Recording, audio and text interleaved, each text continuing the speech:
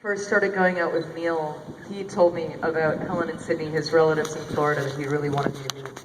And it's taken us 4 years to get here to visit them, and I'm so glad we're here. And now I want to stay and spend more time with them because they're amazing.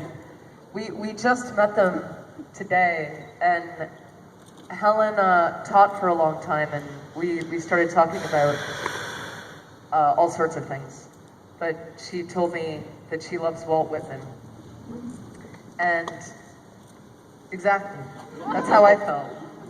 And so she told me about her favorite quote from Walt Whitman because she's been asked to write something about it. And I'm sitting here thinking, this woman is 95 and incredible and clearly like so generous and loving, and we instantly connected, and she's spent her life teaching students lessons from the Holocaust and her life, and she loves poetry, and I'm just sitting there looking into her eyes going, I'm so glad I met you. And then I remembered I could show her a photo that I had taken a month ago of a quote from Walt Whitman that I wrote on Sharpie in my arm and took a picture of. And we were like, oh, we're connected by Walt Whitman. I wanted to read you the quote that she spoke to me 2 hours ago while we were sitting in her living room. And I couldn't agree with this more. And to your question about creativity, and it resonates with what Neil said in his commencement speech, if you do go look it up. It doesn't matter what happens to you in your life. You can take any kind of pain, big, small, and you can take any kind of experience, even the most wonderful ones and the joyous ones, and you can take them and you can make them into art, which is how we share them, which is why it's so important to support the idea, just even the idea of being creative, to make something unnecessary. It's not unnecessary, it's so necessary. It's why we're here, so that we can have all these experiences, but we can also relate to each other, which is, as human beings, I think, it's the most important thing. So, here's Walt Whitman. I am the poet of the body, and I am the poet of the soul. The pleasures of heaven are with me, and the pains of hell are with me. The first I graft and increase upon myself.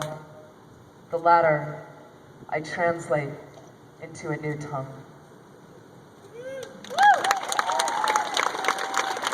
For that, I'm going to send you off with a song.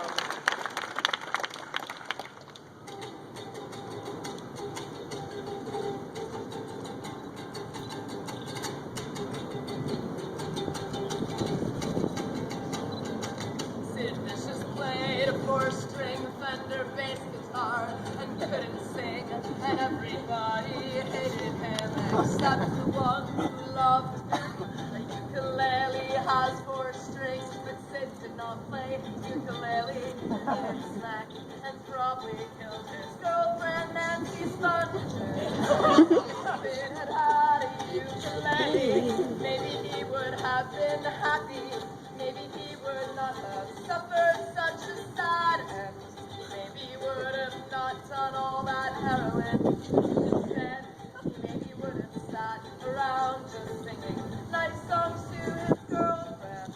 Play your favorite cover song, especially if the words are wrong. 'Cause even if your grades are bad, it doesn't mean you're failing.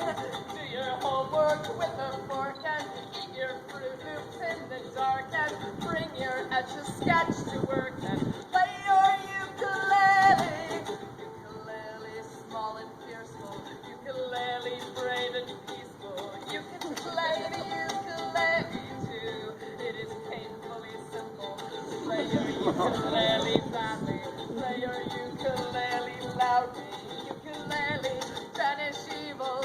Ukulele, save the people. Ukulele, gleaming golden from the top of every steeple. Lizzie Borden took an axe and gave her her mother 40 racks, then gave her father 41. It left a tragic puzzle. If only they had given her an instrument. Her curious have lost her blood, completely see what happens when you muzzle a person's creativity and do not let them sing and scream. And nowadays it's worse because kids have automatic handguns.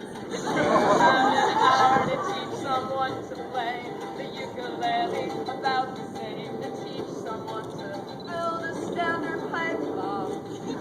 You do the math, so play your favorite cover songs, especially if the words are wrong. Because even if your grades are bad, it doesn't mean you're failing. Do your homework with a fork and eat your Fruit Loops in the dark, and bring your Etch-a-Sketch to her, bring your flask of Jack to her. Ukulele, thing of wonder, ukulele, wand of thunder. You can play the ukulele too in London and down under.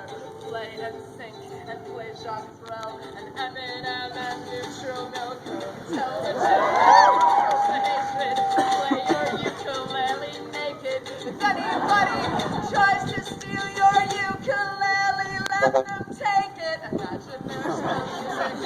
Imagine there are no songs. Imagine that John Lennon wasn't shot in front I might need to use your phone. My battery's on the death end. Maybe people would have truly got the message. My approach is simple-minded and naive. Like if you want to change the world, then why not quit and feed the hungry? The people for millennia have needed music to survive, and that is why I promise you, John, that I will not feel guilty. So play your favorite Beatles song and make the subway fall in love. They're only $19.95. That isn't lots of money. Play until the sun comes up and play until your fingers suffer. Play LCD sound system songs on your ukulele. Quit the bitching on your blog and stop pretending art is hard. Just limit yourself to 3 chords and do not practice daily. You'll minimize some stranger's sadness with a piece of wooden plastic. Holy fuck, it's so fantastic. Playing ukulele. Do your homework with a fork and do your Fruit Loops in the dark, and bring your Etch-a-Sketch to work. Your cellphone.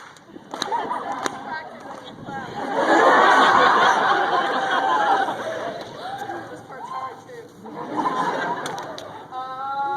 Eat your homework with a fork and do your Fruit Loops in the dark. Bring your Etch-a-Sketch to work.